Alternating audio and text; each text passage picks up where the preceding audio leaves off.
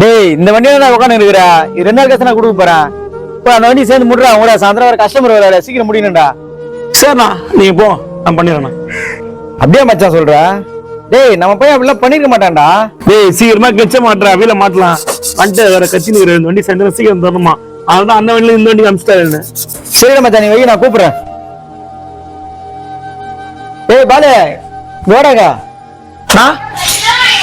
ஏய் மாட்றா கூப்பிடுறாரு கேட்டுன்னு வரேன். என்னடா என் ஃப்ரெண்டு சொல்றான் நீ தனியா தான் வேலை எடுத்து செய்யறன்ட்டு. நானே உனக்கு குறை வச்சேன், ஏன்டா அப்படி பண்ற? இல்லண்ணா நீங்க கொடுக்குற 800 ரூபாய் பத்த மாட்டேங்குதுண்ணா, எனக்கும் உங்ககிட்ட கேட்கறது கஷ்டமா இருக்குதுண்ணா. அதனால ஞாயிற்றுக்கிழமை டைம்ல லீவ் டைம்ல ஒரு 3 வண்டி 4 வண்டி செய்யறேண்ணா. ஏதோ 2000 3000 கிடைக்குதுண்ணா.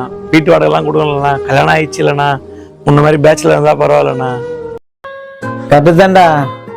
நீயும் என்கிட்ட 10 வருஷமா வேலை செய்ய நான் மறந்துட்டேன் பாத்தியா? நீயாவது என்கிட்ட 10 வருஷமா வேலை செய்யறடா.